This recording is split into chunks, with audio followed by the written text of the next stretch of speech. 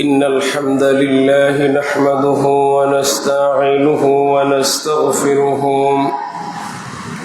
ونعوذ بالله من شرور أنفسنا ومن سيئات أعمالنا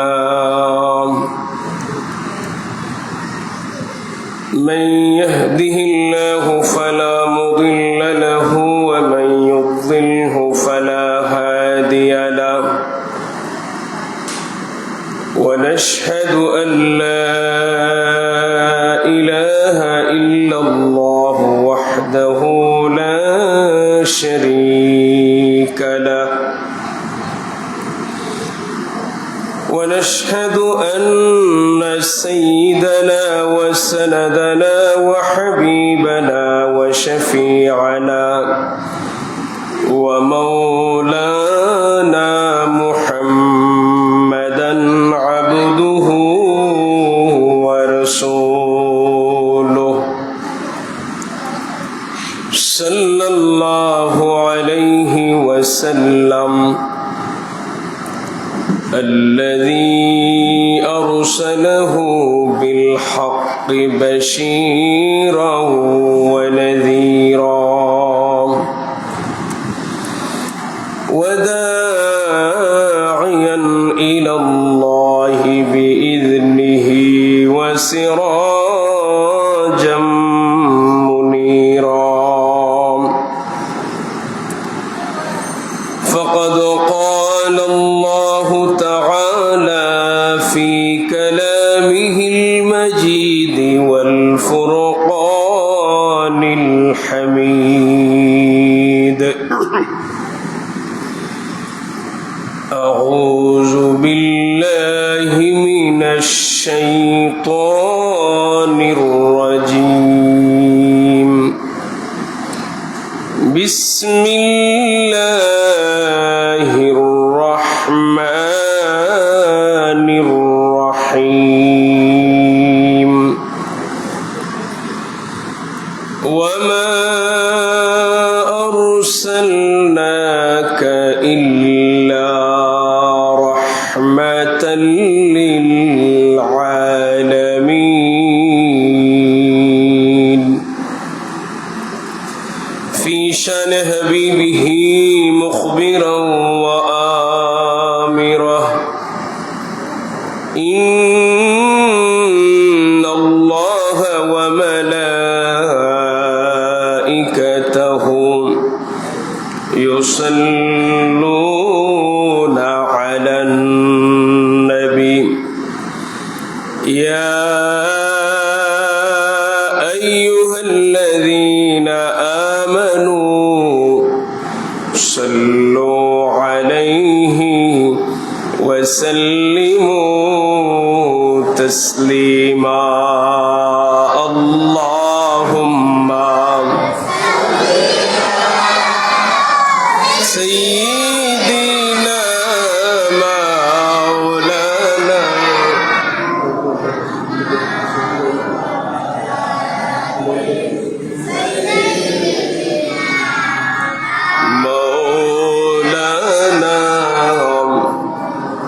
সবাই জবান খুলে মোহাব্বতে পড়ি আল্লাহুম্মা সাল্লি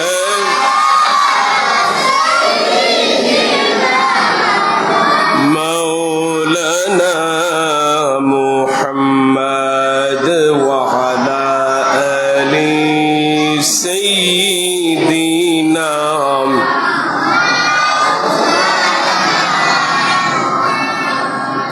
जाकोनी के सामने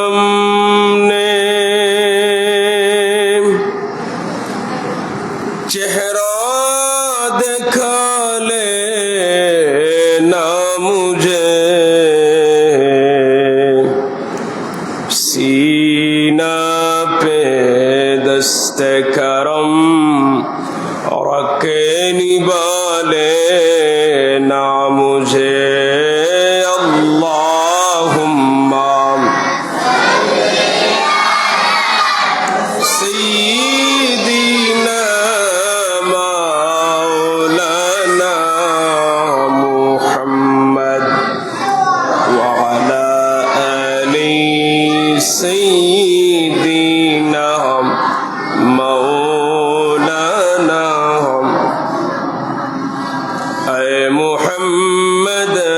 महशर में साथी बना लेना मुझे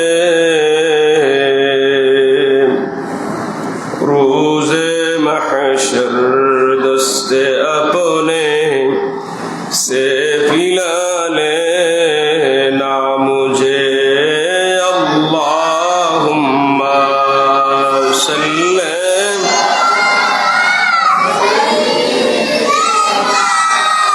मौलाना मुहम्मद व अला आलि सय्यिदीना मौलाना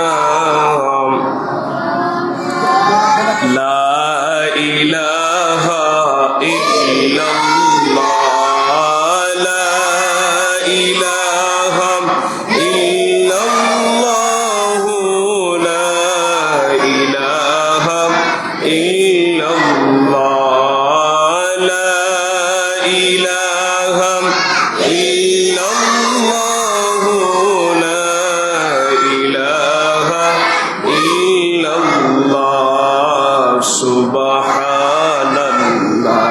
वल्हम्दुलिल्लाह ला इलाहा इल्लल्लाह ला इलाहा इल्लल्लाह ला इलाहा لا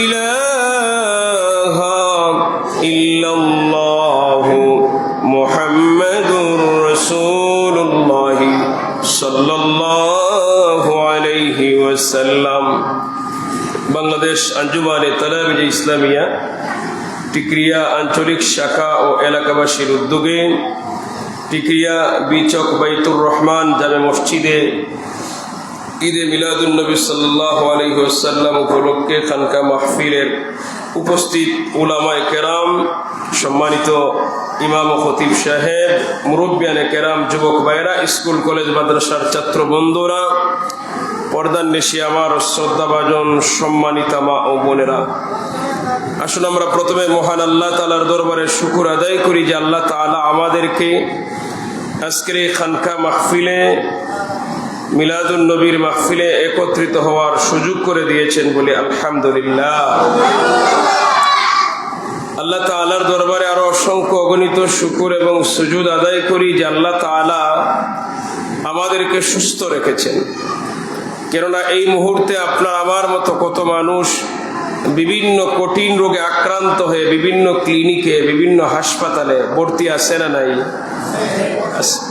আল্লাহ তাআলা ইচ্ছা করলে আমাকে আপনাকে রোগী বানিয়ে ডাক্তারের কাছে, ক্লিনিকে পাঠাতে পারতেন, কিন্তু আল্লাহ তাআলা আমাদের সকলের প্রতি মেহেরবানি করেছেন, দয়া করেছেন এবং সুস্থ শরীরে এরকম একটি মুবারক মাহফিলে যে আল্লাহ সুযোগ করে দিয়েছেন, এতে আমরা খুশি না বেজার?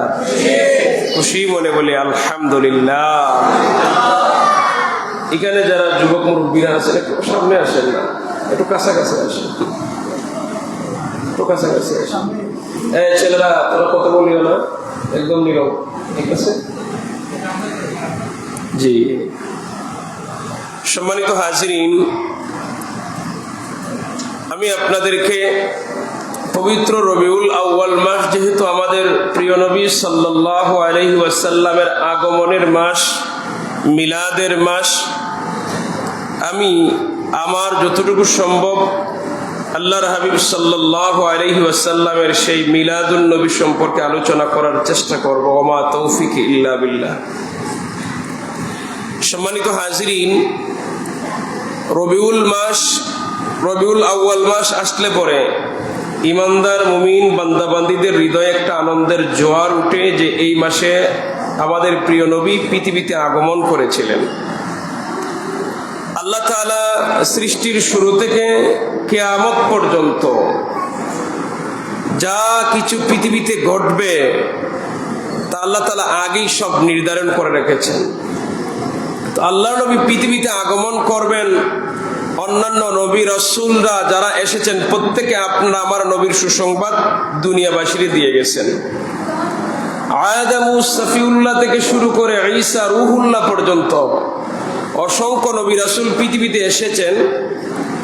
অন্যান্য নবী রাসূলদের আগমন আর আপনার আমার নবীর আগমন এক নয়।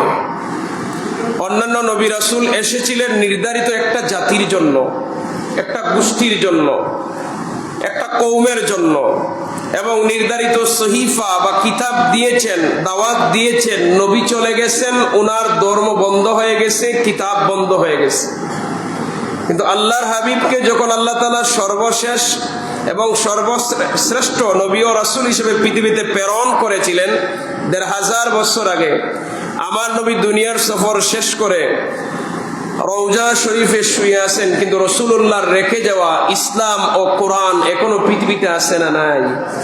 আছে। কিয়ামত পর্যন্ত থাকবে। আর কোনো নবীও আসবেন না, আর কোনো আসমানি কিতাবও আসবে না। আল্লাহর নবী সাল্লাল্লাহু আলাইহি ওয়াসাল্লাম এই পৃথিবীতে আগমন করার আগে আদম সফিউল্লাহ থেকে শুরু করে ঈসা রুহুল্লাহ পর্যন্ত যত নবী রাসূল এই পৃথিবীতে আগমন করেছিলেন, এক একজন নবীকে আল্লাহ তাআলা এক একটা রাষ্ট্রের জন্য নবী হিসেবে পাঠিয়েছিলেন। উদাহরণস্বরূপ হযরতে মুসা আলাইহিস সালাম বনি ইসরাইলের সবচেয়ে পাওয়ারশালী নবী। সর্বশ্রেষ্ঠ ৪ জন রাসূল যদি বলা হয়, সর্বশ্রেষ্ঠ ৪ জন রাসূলের মধ্যে মুসা আলাইহিস সালাতু ওয়াস সালাম হলেন একজন। বনি ইসরাইলের বড় নবী মুসা আলাইহিস সালাতু ওয়াস সালাম যখন ছিলেন মিশরের নবী, ফেরাউনের এগেইনস্টে আল্লাহ পাঠিয়েছিলেন মিশরের নবী। ওই সময় একই সময় আরেকজন নবী ছিলেন মাদিয়ান শহরে, মুসা আলাইহিস সালাতু ওয়াস সালামের শ্বশুর হযরতে শুআইব আলাইহিস সালাম। একসাথে দামান শ্বশুর, দুইজনই নবী, দুই শহরের নবী। মুসা নবীর শরীয়ত ছিল একটা, এটা শুধু মিশরের জন্য নির্ধারিত। আবার মাদিয়ান আলাইহিস সালাতু ওয়াস সালামের শরীয়ত ছিল আরেকটা, সেটা মাদিয়ান শহরের জন্য নির্ধারিত। একসাথে দুইজন নবী, দুই দেশে দুই শরীয়ত। আবার আল্লাহর নবী হযরতে ইয়াকুব আলাইহিস সালাম, ইব্রাহিম আলাইহিস সালাতু ওয়াস সালামের দুই সন্তান, একজন ইসমাইল নবী আর একজন হলেন ইসহাক নবী।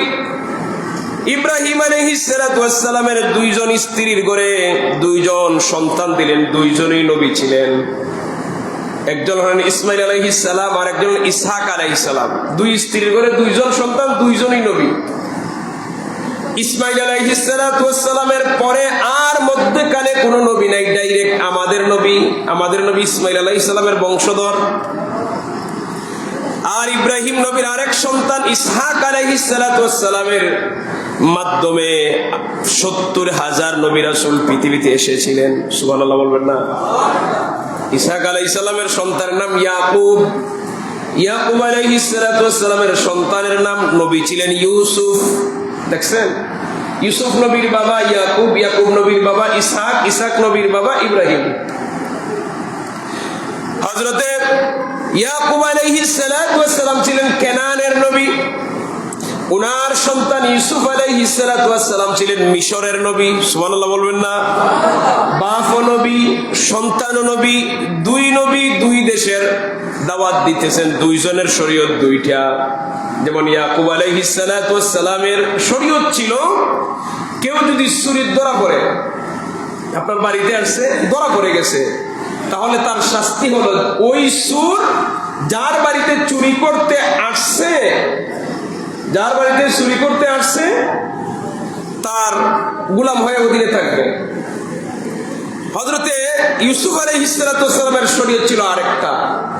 কিন্তু দেখেন একটা বিষয়, আল্লাহ তাআলা যখন আপনার আমার নবীকে পাঠাইছেন, আল্লাহ তাআলা যখন আপনার আমার নবীরে এই পৃথিবীতে প্রেরণ করলেন, তখন আর কোন নবী নেই।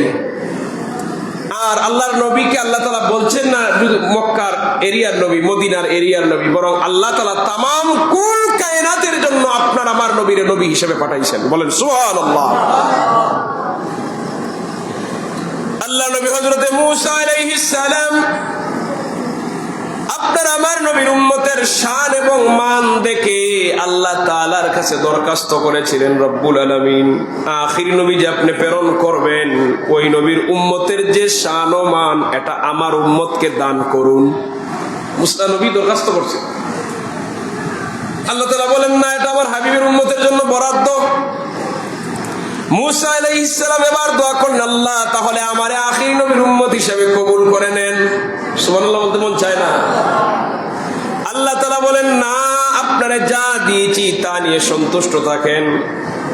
ঈসা আলাইহিস সালাম নিজের উম্মতের জন্য দোয়া না করে ডাইরেক্ট নিজের জন্য দোয়া করলেন, আল্লাহ আমারে আখিরি নবীর উম্মত হিসেবে কবুল করেন। আল্লাহ কবুল করেছেন। ঈসা আলাইহিস সালাম এখনো চতুর্থ আসমানে বা দ্বিতীয় আসমানে এখনো আছেন। উনি আবার পৃথিবীতে আসবেন, নবী হিসাবে নয়, আপনারা আমার নবীর উম্মত হিসাবে, আমাদের উম্মতি ভাই হিসাবে জমিনে আসবেন। সুবহানাল্লাহ।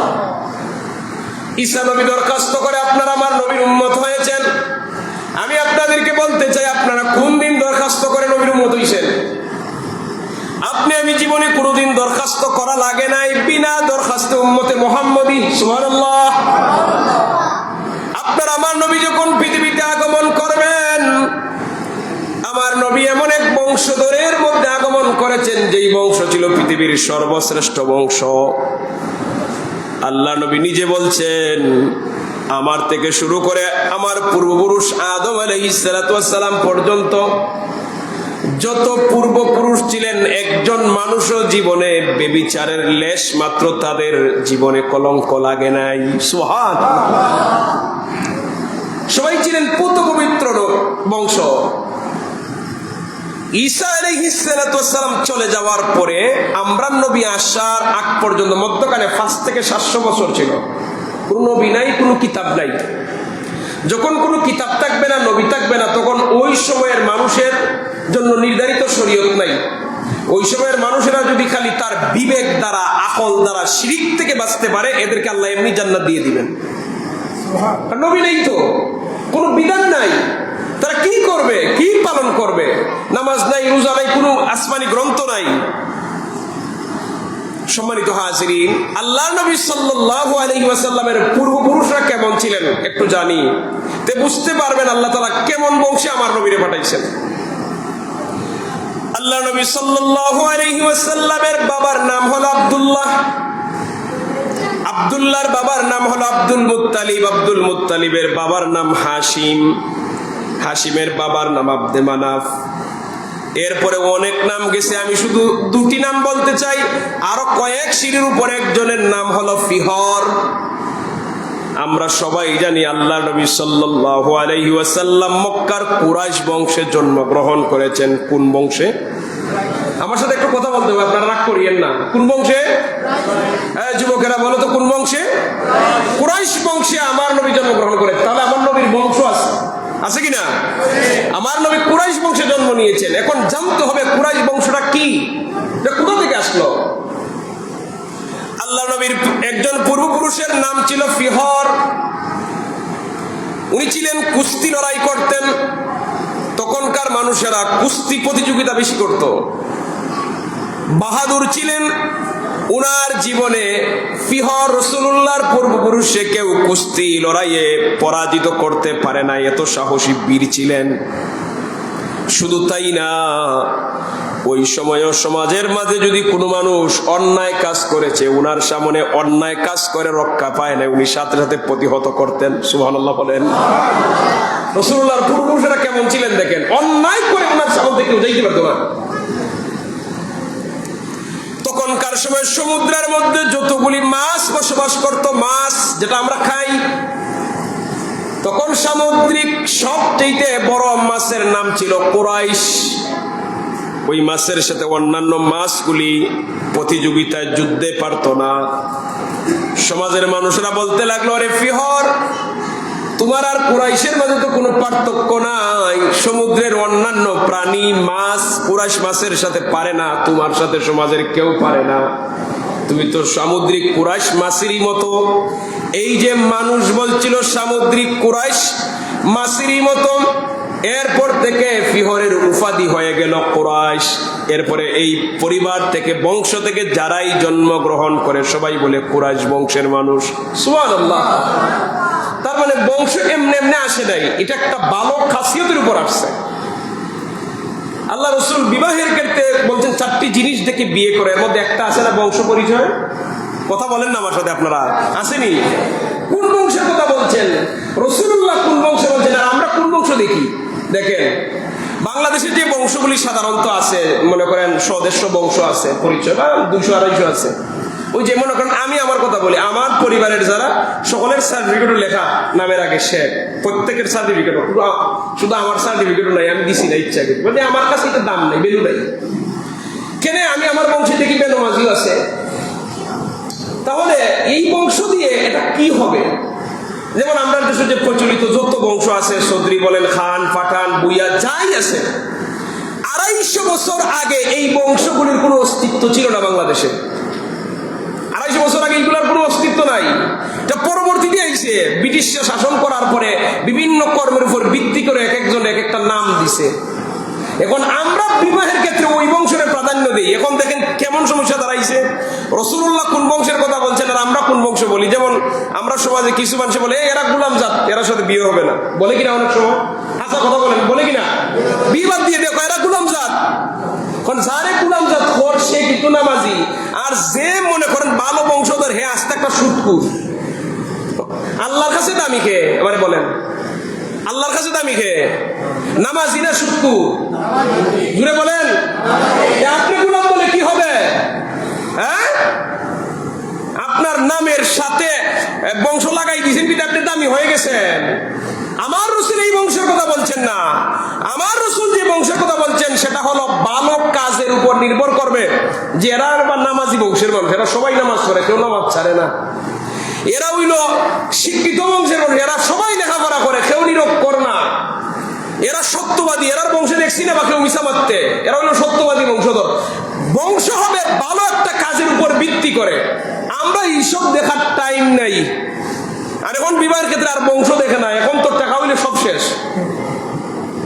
ভালো মাত্র আছে কি তখন খাস লন্ডনী, মানে ব্রিটিশ লন্ডনী, মানে লন্ডনে হইলি ভালো। এখন খাবার হাফ প্যান্ট কিন্তু কোনো অসুবিধা নাই, মানে টেকায় সব শেষ। এমন অবস্থা আমরা। সম্মানিত হাজিরিন, আমার রাসূলের বংশের নাম কি? আজকে ওয়াজ মুখস্থ করে যাওয়া লাগবে বাড়িতে। যুবকেরা বলো, রাসূলুল্লাহর বংশের নাম কি? আরো জোরে, কোন বংশ? কুরাইশ বংশের। এমনি এমনি আসে নাই, ভালো কাজের উপর ভিত্তি করে আইছে। অন্যায় দেখছেন, প্রতিবাদ করেছেন, কুস্তি লড়াই করেছেন, বিজয়ী হয়েছেন। সম্মানিত হাজিরিন, এরপরে আপনার আমার নবীর আমরা বলি কুরাইশ বংশে হাশিমি গোত্রে। কুরাইশ বংশ হাশিমি গোত্র। আপনারা কি বিরক্ত হইতেছেন? হাশিম কে ছিলেন? রাসূলুল্লাহর বড় বাবার নাম ছিল হাশিম। রাসূলুল্লাহর বাবার নাম আব্দুল্লাহ, আব্দুল্লাহর বাবার নাম আব্দুল মুত্তালিব, আব্দুল মুত্তালিবের বাবার নাম হাশিম। হাশিম রাসূলুল্লাহর বড় বাবা। আমরা দাদার বাপরে কি বলি? বড় বাপ বলি না, বড় বাবা। উনার নাম মূলত হাশিম ছিল না, উনার নাম ছিল আমর। হাশিম কিভাবে হলো? হাশিম শব্দের অর্থ হলো টুকরা টুকরা করা, ভাগ করা, আলাদা করা। রাসূলুল্লাহর বড় বাবা হাশিম যখন কাবা ঘরের মুতাওয়াল্লি হলেন, রাসূলুল্লাহর পূর্বপুরুষ যারা ছিলেন, একটা খাসিয়ত বলে যে এরা সবাই সুন্দর মানুষ ছিলেন। এদের বডির ফিগার দেখলেই বোঝা যাইতো এরা নেতা নেতা মতো লাগে। এদের বডির ফিগারটাই ছিল নেতাদের মতো। এদেরকে দেখলেই মানুষেরা নত হয়ে যাইতো। সব প্রত্যেকেই ছিলেন এরকম। হাশিমের ললাটের মধ্যে, কপালের মধ্যে নূরে মুহাম্মদী ছিল। সৌন্দর্যের মানুষ ছিলেন। অনেকে ওনারে মক্কার চাঁদ বলতেন, এত সুন্দর মানুষ ছিলেন উনি। যখন কাবা ঘরের মুতাওয়াল্লি, ওই সময় মক্কা নগরীতে দুর্ভিক্ষ দেখা দিল, খাবারের বড় অভাব। উনি দানশীল ছিলেন, উনার সম্পদ ছিল। মানুষেরা উনার কাছে আসতে লাগলো। উনি 2 হাত ভরে মানুষদেরকে দান সদকা করতেন। তাহলে রাসূলুল্লাহর বড় বাবা ছিলেন দানশীল ব্যক্তি। সুবহানাল্লাহ। আমি এই কথাগুলি বোঝানোর জন্য বলছি, রাসূলুল্লাহর পূর্বপুরুষেরা কেমন ছিলেন দেখেন। উনি 2 হাত ভরে দান করেছেন। কেমন দান? দুর্ভিক্ষ যখন চতুর্দিকে ছড়িয়ে পড়ল, রাসূলুল্লাহর বড় বাবার কথা, হাশিমের কথা চতুর্দিকে ছড়িয়ে পড়লে মানুষ দলে দলে উনার বাড়িতে আসতে লাগলো। উনি প্রথমে আটার বস্তা দিয়েছেন এক একজন রে। আটার বস্তা দিয়ে কোন সব মানুষে দিতে পারেন না, এবার একসা অর্ধসা, সা মানে ওজন নাকি, মানে 1 কেজি 2 কেজি, একসা মানে 3.25 কেজি, এরকম এভাবে দিতেছেন। এখন দেখা যায় মানুষ আরো আয়, এখন এইরকম ভাবে দেওয়া যায় না। এখন রুটি বানানো শুরু করছেন, রুটি বানিয়ে একটা করে রুটি দেওয়া আরম্ভ করছেন। পরবর্তীতে মানুষের সংখ্যা আরো বাড়তে লাগলো, একটা রুটি করে উনি ফুসাইতে পারেন না, সবাইরে দিতে পারেন না। তিনি কি করলেন, এবার রুটিরে ভাগ করেছেন, টুকরা টুকরা করেছেন। এক একটা রুটিরে কয়েকটা টুকরা করে তরকারির ঝোল দিয়ে মানুষে খাওয়াইয়া মানুষের জীবন বাঁচাইছেন। সুবহানাল্লাহ বলবেন না?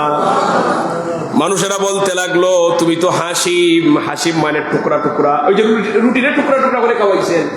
মানুষেরা বলে, তুমি তো হাসিম, তুমি মানুষের বিপদে রুটি টুকরা করে খাওয়াইয়া মানুষের জীবন বাঁচাইছো। হাসিমের, রাসূলুল্লাহর বড় বাবার এই সুনাম সারা পৃথিবীতে ছড়িয়ে গেছে, রোমান সম্রাট হিরাক্লিয়াসের খানেও গেছে। রোমান সম্রাট হিরাক্লিয়াস নিজে তার শাহজাদি মেয়েকে বিবাহ দেওয়ার জন্য রাসূলুল্লাহর বড় বাবার কাছে প্রস্তাব পাঠাইছে। সুবহানাল্লাহ বলেন। রোমান সম্রাট নিজের মেয়েরে রাসূলুল্লাহর বড় বাবার কাছে বিবাহ দেওয়ার জন্য প্রস্তাব দিয়েছে। রাসূলুল্লাহর বড় বাবা বিবাহ করলেন না, নাচক করে দিলেন। কারণ রাসূলুল্লাহ সাল্লাল্লাহু আলাইহি ওয়াসাল্লামের বংশধরের নিয়ম ছিল তারা একই পরিবার থেকে বিয়ে করবেন, পবিত্র বংশ দেখে। সম্মানিত হাজিরিন, এবার হাসিম রাসূলুল্লাহর বড় বাবা ব্যবসার উদ্দেশ্যে সিরিয়ায় গেলেন। সিরিয়ার বাজারে একজন মহিলা উনার নজরে পড়ল, উনার পছন্দ হলো। জানতে চাইলেন মহিলার পরিচয় কি, খোঁজ খবর নিয়ে দেখেন ওই মহিলার আগে আর একটা বিয়ে হয়েছিল, 2 জন পুত্র সন্তানও আছে, কিন্তু স্বামী ওই মহিলারে তালাক দিয়ে দিছে। রাসূলুল্লাহর বড় বাবার ওই মহিলার পছন্দ হলো, ভালো বংশের, যে সময় জানছে পছন্দ করে ফেলছে। বিধবার কথা চিন্তা করছেন, তালাক প্রাপ্তের কথা চিন্তা করে নাই। দেখছেন বংশ ভালো, বাপদাদার পরিচয় ভালো, সমাজের উপর উপকারী মানুষ তারা। ওই মহিলারে বিবাহ করার পরে ওই মহিলার ঘরে যিনি জন্ম নিলেন, রাসূলুল্লাহর দাদা আব্দুল মুত্তালিব। আমার রাসূলুল্লাহর দাদার নাম মূলত আব্দুল মুত্তালিব ছিল না, রাসূলুল্লাহর দাদার নাম ছিল শাইবা। কি ছিল? আপনারা বুঝতেছেন না আমার কথাবার্তা? রাসূলুল্লাহর দাদার নাম ছিল শাইবা। শাইবা শব্দের অর্থ হলো বুড়ো মিয়া। এই পৃথিবীতে যে কোনো বাচ্চা জন্ম নিলে পরে মাথার মধ্যে চুল থাকে, চুলের রং সাধারণত কালো থাকে। আপনার আমার ঘরে বাচ্চারা যখন জন্ম নেয়, বাচ্চাদের মাথায় চুল কোন রঙের থাকে? কালো রঙের। কিন্তু রাসূলুল্লাহর দাদা যিনি জন্ম নিয়েছিলেন, জন্মকালীন অবস্থায় উনার মাথার কয়েকটা চুল ছিল সাদা। তো সাদা যারাই বাচ্চা দেখতে যায়, কই এত জন্ম থেকেই বুড়া। এভাবে মানুষেরা বলে না, সমাজের মানুষে যেটা দেখে এটাই তো বলে। সমাজের মানুষেরা বলতে লাগলো, ইয়া শাইবা, হে বুড়ো মিয়া, মানে তুমি তো জন্ম থেকেই বুড়া। তো রাসূলুল্লাহর দাদার নাম পরিবারের মানুষেরা শাইবায় রাখলেন, যে বুড়ো মেয়েটা খুব শাইবা রাখছেন। রাসূলুল্লাহর বড় বাবা উনি চলে আসছেন, আরেক সফরে গিয়ে ইন্তেকাল করেছেন। 25 বছরে হাসিম দুনিয়ার সফর শেষ করেছে। আর শাইবার আরেকজন ভাইয়ের নাম ছিল মুত্তালিব। শাইবার ভাইয়ের নাম ছিল মুত্তালিব। উনি কয়েক বছর পরে গেছেন বাতিজা শাইবারে মক্কায় আনার জন্য। উনি যখন রাসূলুল্লাহর দাদা শাইবারে নিয়ে আসলেন, ওনার বাহনের পিছন দিকে বসাইছেন। মক্কা নগরীতে প্রবেশ করবেন। মক্কার মানুষেরা ভাবলো হয়তো উনি টাকা দিয়ে এই বাচ্চারে কিনে আনছেন গোলাম, কারণ আরব দেশের মানুষেরা টাকার বিনিময়ে দাস দাসী ক্রয় বিক্রয় করত। মানুষেরা বলতে লাগলো আব্দুল মুত্তালিব, নবীজির দাদারে লক্ষ্য করে বলতে লাগলো, আব্দুল মুত্তালিব মানে এই মুত্তালিবের গোলাম তুমি। রাসূলুল্লাহর বড় বাবা হাশিমের ভাই মুত্তালিব সমাজের মানুষকে বুঝিয়ে বললেন, না সে আমার গোলাম নয়, সে আমার ভাতিজা। মানুষেরা ওই যে প্রথম দিন আব্দুল মুত্তালিব বলছিল, এরপর থেকে শাইবা ভুলে গেছে, মানুষেরা আব্দুল মুত্তালিবই ডাকে। ইতিহাসে রাসূলুল্লাহর দাদার নাম আব্দুল মুত্তালিব হিসেবে পরিচিত লাভ করছে। সম্মানিত হাজিরিন, পালাক্রমে রাসূলুল্লাহর দাদা আব্দুল মুত্তালিব কাবাগরের মোতওয়াল্লি। উনি যখন কাবাগরের মোতওয়াল্লি, আমার রাসূল পৃথিবীতে আসার সময় ঘনিয়ে আসতেছে। আল্লাহ তাআলা চাইলেন যে রাসূলুল্লাহ পৃথিবীতে আসবেন, পরিবেশ যেন একটু সুন্দর হয়, আমার রাসূল এসে যেন পবিত্র পানি পান করতে পারেন। রাসূলুল্লাহর দাদা আব্দুল মুত্তালিব কাবাগরের পাশে শুয়ে রইলেন। হঠাৎ করে স্বপ্নে দেখতেছেন একজন সুন্দর মানুষ, সাদা পোশাক পরিহিত। ওই সুন্দর মানুষ এসে বলে, মুত্তালিব, ও আব্দুল মুত্তালিব, তুমি বাররা খনন করো। স্বপ্নে দেখতেছেন বাররা খনন করো। নবীজির দাদা প্রশ্ন করলেন, বাররা কি? ওই ব্যক্তি কোনো উত্তর না দিয়ে চলে গেল। পরের দিন আবার একই জায়গায় শুয়ে পড়লেন, আবার স্বপ্নে দেখলেন গতদিনের মতো একই ব্যক্তি হাজির, বলে, ও আব্দুল মুত্তালিব, তুমি মাজনুনা খনন করো। প্রশ্ন করলেন, মাজনুনা কি? উনি কোনো উত্তর না দিয়ে চলে গেল। তৃতীয় দিন আবার স্বপ্ন দেখলেন, ওই ব্যক্তি বলে, আব্দুল মুত্তালিব, তুমি তিবা খনন করো। প্রশ্ন করলেন, তিবা কি? উনি কোনো উত্তর না দিয়ে চলে গেল। চতুর্থ দিন একইভাবে স্বপ্ন দেখলেন, ওই ব্যক্তি বলতেছে, তুমি জমজম খনন করো। সুবহানাল্লাহ বলেন। তুমি জমজম খনন করো। সম্মানিত হাজির, আমরা সবাই জানি ইসমাইল আলাইহিস সালাতু ওয়াস সালামের মাধ্যমে দুনিয়াবাসী জমজমের পানি পেয়েছিল। ইসমাইল আলাইহিস সালাতু ওয়াস সালামের মা হাজেরা আলাইহিস সালাম সাফা এবং মারওয়া পাহাড়ে 7 বার দৌড়াদৌড়ি করছেন। এই জন্য দুনিয়ার সব মানুষের জন্য, হাজিদের জন্য আল্লাহ ওয়াজিব করে দিয়েছেন ওই জায়গায় দৌড়াদৌড়ি করা। সুবহানাল্লাহ।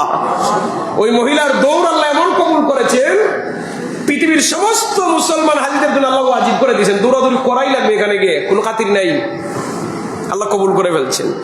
এখন ইসমাইল আলাইহিস সালাম দুনিয়া থেকে চলে যাওয়ার পরে মানুষেরা যখন আবার শিরকে লিপ্ত হয়ে গেল, তখন আল্লাহ তাআলা এই পানি বন্ধ করে দিয়েছেন। জমজমের পানি হলো পবিত্র পানি, এটা কোনো কাফেরের জন্য না, এটা মুশরিকের জন্য, এটা ঈমানদারদের জন্য।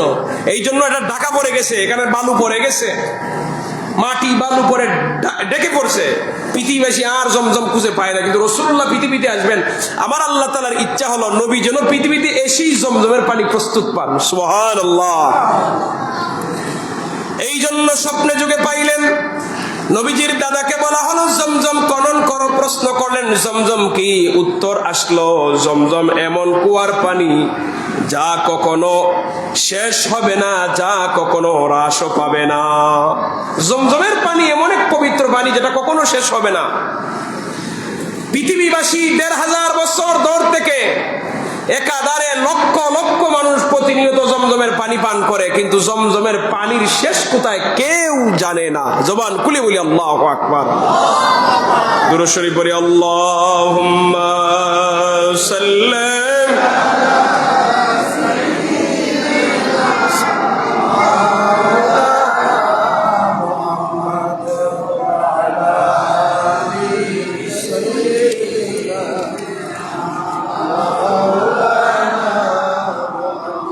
সবাই মহব্বতে পড়ি, আল্লাহুম্মা সাল্লি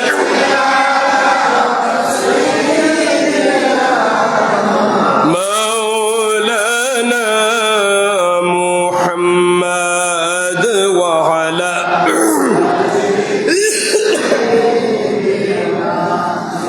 মাওলানা। আপনার আমার নবীর দাদা আব্দুল মুত্তালিব স্বপ্নের মাধ্যমে জানতে পারলেন জমজম খননের খবর। মক্কার মানুষদেরকে নিয়ে মিটিং ডাক দিলেন, অরে মক্কাবাসী, আমি স্বপ্নে দেখলাম জমজমের কুয়া খনন করার জন্য অর্ডার আসছে, তোমরা আমাকে কাজে সাহায্য করো। সমাজের মানুষেরা বলতে লাগলো, আব্দুল মুত্তালিব, স্বপ্নে মানুষ কত কিছুই দেখে, তুমি স্বপ্ন দেখেছ, আমরা কষ্ট করতে পারবো না। আব্দুল মুত্তালিব নিজের একমাত্র সন্তান ছিল, নাম ছিল হারিস। হারিস সন্তানকে নিয়ে এবার জমজমের কুয়া খনন করতে লাগলেন। স্বপ্নে নিদর্শনের মাধ্যমে জমজমের খনন শুরু করলেন। একাধারে বাপ বেটা 3 দিন খনন করার পরে অবশেষে পানি পেয়ে গেলেন। রাসূলুল্লাহর দাদা পানি পেয়ে চিৎকার মেরে বললেন, আল্লাহু আকবার। পানি পেয়ে আল্লাহু আকবার বলছেন। রাসূলুল্লাহর দাদা ওই সময় একটা মান্নত করলেন, আয় রব্বে করিম, আপনি যদি আমারে 10টা পুত্র সন্তান দান করেন, তাহলে একটা পুত্র সন্তান আমি আল্লাহর নামে কুরবানি করে দিব। কয়টা পুত্র সন্তান বলেন না? 10টা পুত্র সন্তান যদি আল্লাহ আরো দেন, তাহলে একটা সন্তানে আল্লাহর রাস্তায় কুরবানি করে দিবেন। সম্মানিত হাজরিন, আল্লাহ তাআলা আব্দুল মুত্তালিবের দোয়া কবুল করেছিলেন। আল্লাহ তাআলা নবীজির দাদারে 10টা পুত্র সন্তান দিয়েছেন, 4 জন মেয়ে সন্তান দিয়েছেন। রাসূলুল্লাহর দাদা মোট বিবাহ করেছিলেন 4টি, কোন বর্ণায় 6টি। ছেলে মেয়ে মোট 14 জন অথবা 15 জন। সম্মানিত হাজিরিন, ছেলেরা যখন বালেগ হয়ে গেল, বড় হয়ে গেল, একইভাবে বাইতুল্লাহর পাশে শুয়ে রইলেন আব্দুল মুত্তালিব। আবারও স্বপ্নের মাধ্যমে জানতে পারলেন, আব্দুল মুত্তালিব তুমি যে মান্নত করেছিলে, মান্নত পূর্ণ করার সময় এসে গেছে। ওরে আব্দুল মুত্তালিব, তুমি মান্নত করেছিলেন তোমাকে যদি 10টা পুত্র সন্তান দেওয়া হয়, একটা সন্তান তুমি আল্লাহর রাহে কুরবানি করবে, সময় এসে গেছে। আব্দুল মুত্তালিব এবার ওনার সন্তানদেরকে একত্রিত করলেন। একত্রিত করে বলতেছেন, রে আমার সন্তানেরা, আমি মান্নত করেছিলাম আল্লাহ তাআলা যদি আমারে 10টা ছেলে সন্তান দান করেন, একটা ছেলেরে কুরবানি করব। সময় এসে গেছে, তোমরা বলো আমি কারে আল্লাহর নামে কুরবানি করতে পারি? সন্তানেরা জবাব দিল, বাবা মান্নত করেছেন আপনি, স্বপ্ন দেখেছেন আপনি, আপনি যাকে উপযুক্ত মনে করেন, ভালো মনে করেন, তারই কুরবানি দিয়ে দেন। দেখেন রাসূলুল্লাহর পূর্বপুরুষেরা, বংশের মানুষ কত ভালো মানুষ ছিল। আচ্ছা, দুনিয়ার এই সময়ে যদি কোনো বাবা তার ছেলেদেরকে এমন প্রস্তাব দেয়, ছেলেরা কি উত্তর দিবে? ছেলেরা কত সুন্দর জবাব দিছে, বাবা আপনার যারে মন চায় তারে কুরবানি করো। কিন্তু বর্তমান দুনিয়াতে এই প্রস্তাব দিয়ে কোনো লাভ হবে? সন্তানরা বলবে, বাবা আগে আপনি কুরবানি হন, আমরারে কুরবানি দেওয়ার দরকার নাই। সম্মানিত হাজিরিন, আব্দুল মুত্তালিব বলেন, আমার ছেলেরা তোমরা সবাই আমার কাছে সমান, বাবার কাছে সন্তানের কোনো পার্থক্য নাই। পার্থক্য আছে নাকি? বাবার কাছে ছেলেরা সমান। আব্দুল মুত্তালিব বললেন, আমি লটারি দেব, লটারির মধ্যে যার নাম আসবে তারই কুরবানি দিব। সুবহানাল্লাহ বলবেন না? সুন্দর একটা প্রস্তাব। ছেলেরা বলে, বাবা এটা খুব ভালো হইছে। কারণ এমনি যদি বড় ছেলেরে দেন, বড় ছেলে মনে মনে ভাববে বাবা আমারে দিয়ে দিল, ছোট ছেলেরে দিলে বলবে বাবা আমারে দিয়ে দিল। লটারি টান দিলেন, লটারির মাধ্যমে যার নাম আসলে কারো ইখতিলাফ থাকবে না। ছেলেরা বলে এটা খুব সুন্দর একটা পদ্ধতি। এবার আব্দুল মুত্তালিব 10টা ছেলের নাম লিখলেন। 10টা ছেলের নাম 10টা জায়গায় লিখে লটারি টান দিলেন। লটারি টান দেওয়ার পরে লটারির মধ্যে আপনার আমার নবীজির আব্বা জানের নাম চলে আসলো। মন খুলে বলেন সুবহানাল্লাহ। আচ্ছা, রাসূলুল্লাহর বাবা যদি কুরবানি হয়ে যান, শহীদ হয়ে যান বা জবাই হয়ে যান, আমার রাসূল কি পৃথিবীতে আসতে পারবে? কিন্তু আমার রাসূল আসবে, এটা তো আগে চূড়ান্ত। তো রাসূলুল্লাহর বাবার নাম আসছে। আব্দুল মুত্তালিব এক হাতে ছুরি নিলেন, আরেক হাতে আব্দুল্লাহরে ধরলেন, জবাই করবেন।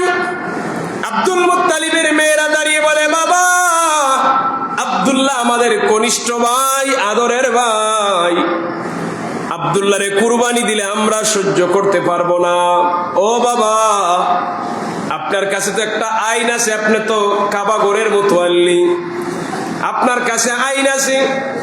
এই সমাজের কোন মানুষ যদি কোন মানুষকে হত্যা করে, একজন মানুষের হত্যার বদলে 10টা উট দিতে হয় জরিমানা হিসেবে, কিসাস। আপনি আব্দুল্লাহর পরিবর্তে 10টা উট কুরবানি করে দেন, আব্দুল্লাহরে কুরবানি করেন না, আমরা সহ্য করতে পারবো না। মেয়েদের কথায় বাবারও মনটা নরম হলো। বাবা বলেন, আব্দুল মুত্তালিব বলেন, তাহলে না, আমি আবার লটারি দেব। বলেন ঠিক আছে। এবার একদিকে নবীজির আব্বা জানের নাম, আব্দুল্লাহর নাম লেখলেন, আরেকদিকে 10টা উট লেখে লটারি টান দিলেন। এবারও নবীজির বাবা আব্বা জানের নাম চলে আসলো। সুবহানাল্লাহ বলেন। আব্দুল মুত্তালিব সংখ্যা বাড়াইতে লাগলেন, 10টা উটের জায়গায় 20টা উট দিলেন, লটারি টান দিলেন, নবীজির আব্বা জানের নাম চলে আসে। আব্দুল মুত্তালিব প্রতিবার 10 করে বাড়াইতেছেন, 30। লটারির মধ্যে নবীজির আব্বা জানের নাম 40, 50, 60, 70, 80, 90 পর্যন্ত গেলেন। প্রতিটা মুহূর্তে নবীজির আব্বা জানের নাম চলে আসে। এবার আব্দুল মুত্তালিব বলেন, আমার মেয়েরা ও আমার বাকি ছেলেরা, এবার শোনো, এটা হবে সর্বশেষ লটারি। এখন যদি আমার ছেলের নাম সত্যি চলে আসে, আমার ছেলেরই কুরবানি দিব, আর তোমাদের কোনো অনুরোধ রাখবো না। একদিকে 100 উট লেখলেন, আরেকদিকে নবীজির আব্বাজানের নাম লেখে আব্দুল মুত্তালিব লটারি টান দিবেন। মেয়েরা চিৎকার দিয়ে কান্না শুরু করলো। প্রতিটা মুহূর্তে আমাদের ভাই আব্দুল্লাহর নাম আসে, এখনো তো আব্দুল্লাহর নামই আসবে। আল্লাহর কি মহিমা! এবার আব্দুল মুত্তালিব লটারির মধ্যে টান দিলেন, আল্লাহ তাআলা নবীজির আব্বাজানকে বাঁচিয়ে দিলেন। 100টা উটের নাম চলে আসলো। 100টা উট কুরবানি করে দিলেন। রাসূলুল্লাহর বাবা বেঁচে গেলেন। আব্দুল মুত্তালিব নতুন করে আইন জারি করলেন, আজকের পর থেকে কেউ যদি কোনো মানুষকে হত্যা করে আর 10 উট দিলে চলবে না, 100 উট দেওয়া লাগবে। রাসূলুল্লাহর আব্বাজানের কারণে তখনকার সমাজের মানুষের দাম বেড়ে গেছে। সুবহানাল্লাহ বলতে মন চায় না?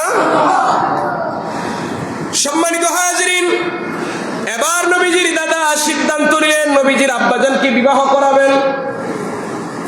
চতুর্দিক থেকে বিবাহের আলাপ আসে, উনি রাজি হন না, নিজের বংশের সাথে মিলে না। অবশেষে মদিনার আব্দে মানাফের কন্যা আমেনার প্রস্তাব আসার সাথে সাথে রাজি হয়ে গেলেন। রাসূলুল্লাহর দাদা আরো কিছু সঙ্গী সাথী এবং আব্দুল্লাহর সাথে নিয়ে মদিনার উদ্দেশ্যে রওনা। রাস্তার মধ্যে একজন ইহুদি পণ্ডিত মহিলা, নাম ছিল ফাতেমা বিনতে মুর। ওই মহিলা বলে, আব্দুল্লাহ তুমি আমারে গ্রহণ করো, বিনিময়ে আমি তোমার 100 উট দিব। আব্দুল্লাহ বলেন, না, জিনা বিচার করা আমার বংশের মানুষের খাসিয়ত না। সুবহানাল্লাহ বলেন। মদিনায় চলে গেলেন, বিবাহ করলেন। 3 দিন অবস্থান করার পরে আবার যখন বাড়ির দিকে রওনা দিলেন, ওই মহিলা আবার সাক্ষাৎ। মহিলা বলেন, আব্দুল্লাহ তুমি আমারে সত্যি করে বলো, তুমি কোথায় গিয়েছিলে? নবীজির আব্বাজান বললেন, মদিনায় গেলাম, আব্দে মানাফের কন্যা আমেনার সাথে বিবাহ বন্ধনে আবদ্ধ হইলাম। শ্বশুর বাড়িতে 3 রাত থেকে এবার রওনা দিয়ে চলে আসলাম। ওই মহিলা চোখের পানি ছেড়ে কাঁদে আর বলেন, আব্দুল্লাহ তুমি আব্দুল্লাহকে পাওয়ার কোনো আমার আকাঙ্ক্ষা ছিল না, আমার কোনো ওষুধ কোনো উদ্দেশ্য ছিল না, জিনা বিচার করার কোনো উদ্দেশ্য আমার ছিল না। তুমি জানো না আমি তাওরাতের পণ্ডিত। তাওরাত কিতাবের মধ্যে আখিরি নবীর বিবরণ দেওয়া হয়েছে। আখিরি নবীর নাম হবে মুহাম্মদ, বাবার নাম হবে আব্দুল্লাহ, মায়ের নাম হবে আমেনা। আমি চেয়েছিলাম তুমি আব্দুল্লাহর বিয়ে করে ওই মুহাম্মদের মা হতে পারি কিনা। সুবহানাল্লাহ। কিন্তু আল্লাহ তাআলা যেই জিনিস যেই জায়গায় নেওয়ার ওই জায়গায় নিয়ে গেছেন। ওরে আব্দুল্লাহ, গত কয়েকদিন আগে যেই আব্দুল্লাহরে দেখেছিলাম তুমি কিন্তু সেই আব্দুল্লাহ নয়। তোমার কপালের মধ্যে যে নূরে মুহাম্মদী ছিল তোমার কপালে নাই, সেটা চলে গেছে আমেনার পেটে। সেই নূরে মুহাম্মদী এখন আর তোমার কপালে দেখা যায় না। সম্মানিত হাজিরিন, আল্লাহ রসুল্লাহর বাবা আর একটা ব্যবসার উদ্দেশ্যে সফরে গেছেন, অসুস্থ হয়েছেন, ওই জায়গায় ইন্তেকাল করেছেন। আমার নবী পৃথিবীতে আসার 6 মাস আগে রসুল্লাহর বাবা দুনিয়া সফর শেষ করেছেন। আমার নবী পৃথিবীতে আসবেন, বাকি রয়েছে 50 দিন বা 55 দিন। ওই সময় ঘটলো, আব্রাহার বাহিনী এসেছিল মক্কা কাবাঘর ধ্বংস করার জন্য। আব্রাহা মক্কার কাবাঘর কি ধ্বংস করতে পারছিল? আমি মূল যে বিষয়টা বোঝানোর জন্য বলতেছি, আব্রাহার বাহিনী আসছিল কাবাঘর ধ্বংস করার জন্য। নবীজির দাদা আব্দুল মুত্তালিব বললেন, মক্কার মানুষেরা আব্রাহার বাদশা মক্কা ধ্বংস করতে পারবে না, তোমরা কিছুদিনের জন্য মক্কার বাহিরে চলে যাও, পরিবেশ যখন আবার স্বাভাবিক হবে তোমরা চলে আসিও। উনি রয়ে গেছেন, সব মানুষ চলে গেছেন। আব্রাহার বাদশা এসে তার সিংহাসনে বসছে, খবর পাঠাইলো, যাও কাবাঘরের মুতাল্লি আব্দুল মুত্তালিবকে আমার সামনে নিয়ে আসো। তো রাসূলুল্লাহর দাদা আব্দুল মুত্তালিব আসছেন। তো রাসূলুল্লাহর পূর্বপুরুষের বংশের মানুষের কাছে এদেরকে দেখলেই মানুষেরা সম্মান করত। নবীজির দাদা যখন তার আব্রাহার বাদশার সামনে আইছেন, সে তার সিংহাসন থেকে দাঁড়িয়ে গেছে, দাঁড়িয়ে তার সিংহাসনে রাসূলুল্লাহর দাদারে বসাই দিছে। সুবহানাল্লাহ বলেন। সিংহাসনে বসিয়ে এবার বলতেছে, আমি তো আসছি কাবাঘর ধ্বংস করার জন্য, তোমার যদি কোনো শেষ ইচ্ছা থাকে আমারে বলতে পারো। ওই যে মৃত্যুর আসামিরে বলে না যে মরার আগে তোমার যদি কোনো শেষ ইচ্ছা থাকে আমার কাছে আবদার করতে পারো। এ কি সুন্দর বলতেছে, ও আব্দুল মুত্তালিব, তোমার যদি কোনো শেষ অনুরোধ বা আবদার থাকে আমারে বলতে পারো, আমি কিন্তু কাবাঘর ধ্বংস করে ফেলবো। তো আব্দুল মুত্তালিব খুব ঠান্ডা মাথায় বলছিলেন, খুব আকলদার মানুষ ছিলেন। বললেন, তোমার সৈন্যবাহিনী আমার 200 উট তারার দখলে নিয়ে গেছে, আমার 200 উট ফেরত দিয়ে দাও। আব্রাহার বাদশা অবাক হলো যে আমি তো ভাবছিলাম তুমি কাবাঘর রক্ষা করার জন্য আমার কাছে আবেদন করবে, কাবাঘর রক্ষা করার আবেদন না করে উটের লাগি বুঝিয়ে তো মায়া, উট রক্ষা করার জন্য আবেদন করলে। রাসূলুল্লাহর দাদা তখন জবাব দিয়েছিলেন, আরে আব্রাহার বাদশা শুনো, আমি হলাম উটের মালিক, মালিক হিসাবে উট রক্ষা করা আমার দায়িত্ব, কাবাঘরের মালিক আমি না, কাবাঘরের মালিক আল্লাহ, কাবাঘর রক্ষা করা আল্লাহর দায়িত্ব। সুবহানাল্লাহ, বারিককে বলিয়েন। পিছনের যুবক ভাইরা জোরে বলো সুবহানাল্লাহ। মালিক হিসেবে উট রক্ষা করা আমার দায়িত্ব, আর কাবাঘরের মালিক আল্লাহ, কাবাঘর রক্ষা করা কার দায়িত্ব? জোরে বলেন কার দায়িত্ব? আল্লাহ রক্ষা করছিলেন নি? সম্মানিত হাজিরিন, আমার নবী যেই দিন আসলেন, রবিউল আউয়াল মাসের 12 তারিখ সুবে সাদেকের সময় বার ছিল সোমবার। আমার নবী যেই দিন পৃথিবীতে আসলেন, একজন ইহুদি সে ব্যবসার জন্য মক্কায় থাকতো। ওই ইহুদি বলে, মক্কার কুরাইশ বংশের মানুষেরা, তোমাদের কুরাইশ বংশী কি গত রাত্রে সুবে সাদেকের সময় কোন সন্তান জন্ম নিয়েছে কিনা? তারা বলে, আমরা তো জানি না। কই খোঁজ নেও। কুরাইশ বংশের মানুষেরা খোঁজ খবর নিয়ে জানতে পারলো আব্দুল মুত্তালিবের সন্তান আব্দুল্লাহর ঘরে পূর্ণিমার চাঁদের মতো এক শিশু বাচ্চার জন্ম হয়েছে। দুরূদ শরীফ পড়ি, সাল্লাল্লাহু আলা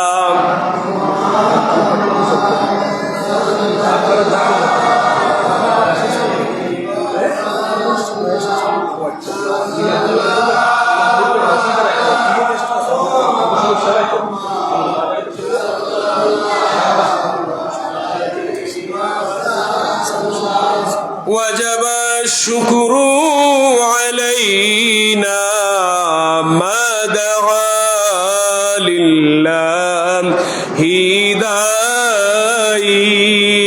صلى الله محمد صلى الله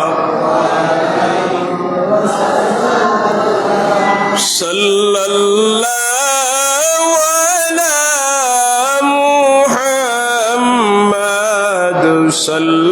সাল্লাল্লাহু আলাইহি।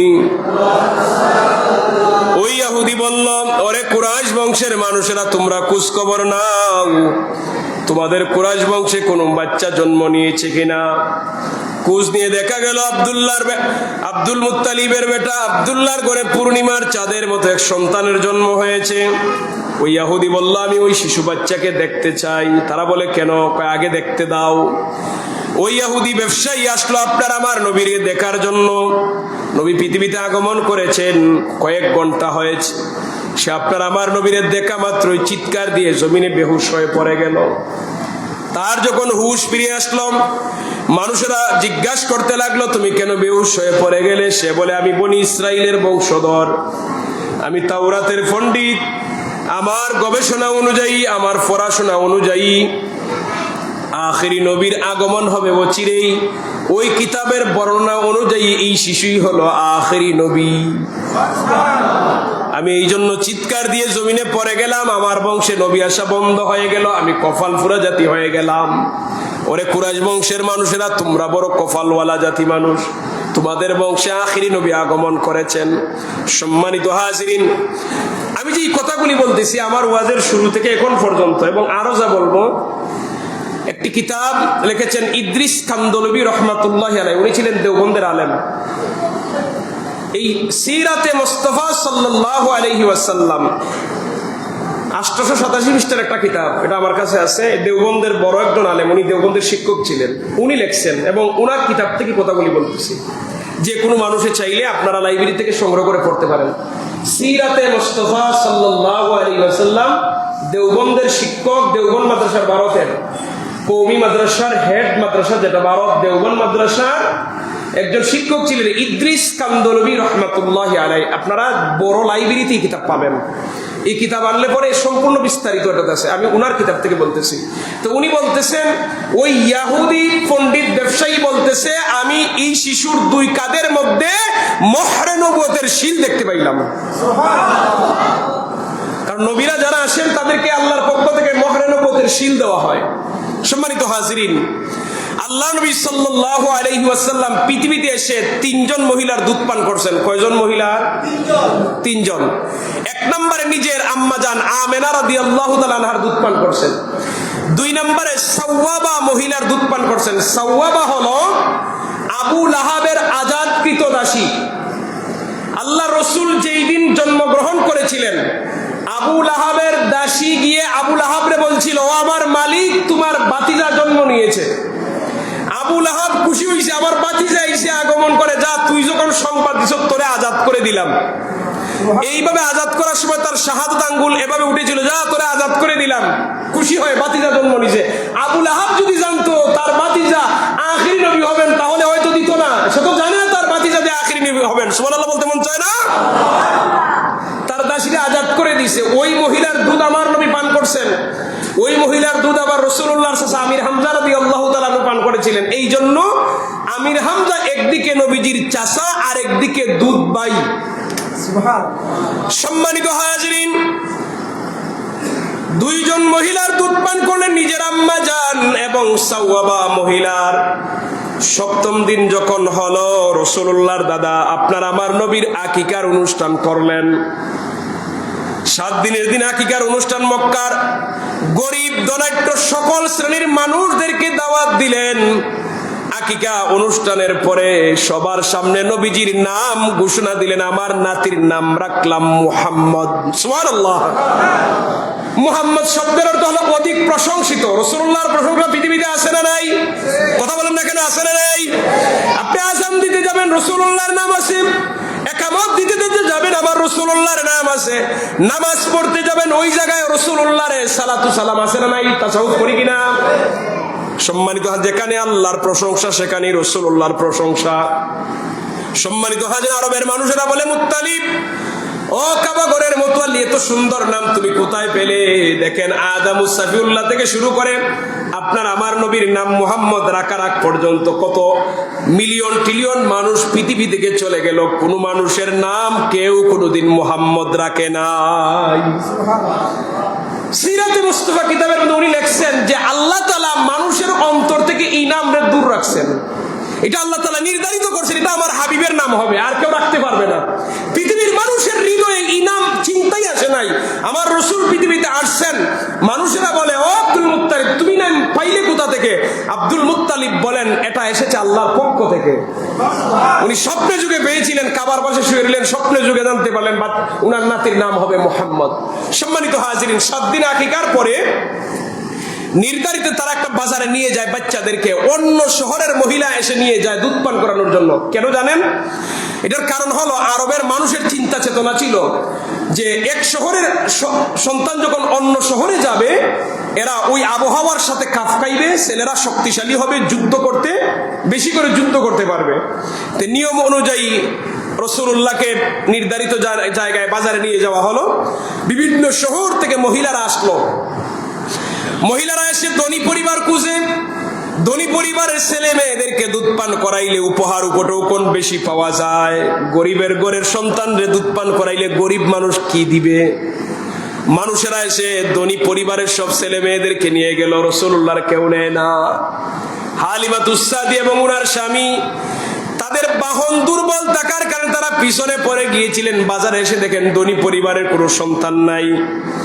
হালিমাতুস সাদিয়া চিন্তা করেন, খালি হাতে যাওয়ার চেয়ে একটা বাচ্চা নিয়ে যাওয়া ভালো। স্বামীর সাথে পরামর্শ করলেন। স্বামী বলেন, তুমি যদি ওই শিশু মুহাম্মদের নিতে চাও আমার কোনো আপত্তি নাই। হালিমাতুস সাদিয়া আপনার আমার নবীরে কুলে নিলেন। হালিমাতুস সাদিয়া বলেন, আমি যখন ওই শিশু মুহাম্মদরে কুলে নিলাম, কুলে নেওয়ার সাথে সাথে আমার হৃদয়ের মধ্যে একটা প্রশান্তি লাভ করলাম। আমি অনুমান করলাম, আমরা যে শহর থেকে ওই শহরে পশু পাখির গাছ নাই, ছাগলগুলি ঠিক মতো দুধ দেয় না, তৃপ্তি সহকারে দুধ পান করতে পারে, যার কারণে আমার স্তনে দুধ নাই। আমার এক বাচ্চা আছে, সে ঠিক মতো দুধ পায় না। শিশু মুহাম্মদরে কুলে নেওয়ার সাথে সাথে আমি অনুমান করলাম আমার স্তনের মধ্যে দুধ চলে আসলো। আমি শিশু মুহাম্মদরে দুধ পান করাইলাম, আমার আরেক সন্তানরেও আমি দুধ পান করাইলাম। বাহনের উপর করে শিশু মুহাম্মদরে নিয়ে আমরা রওনা দিলাম। কেমন জানি আমাদের বাহনগুলি এত দ্রুত বেগে চলতে লাগলো। আসার সময় দুর্বলতার কারণে পিছনে পড়েছিল, এখন যাওয়ার সময় আমরা এত দ্রুত বেগে বাহনগুলি গেল, আমরার বান্ধবীদেরকে অতিক্রম করে সবার আগে আমরা বাড়িতে পৌঁছে গেলাম। কিন্তু এটা কার কারণে হচ্ছে হালিমাতুস সাদিয়া বলে আমি বুঝতে পারতেছি না।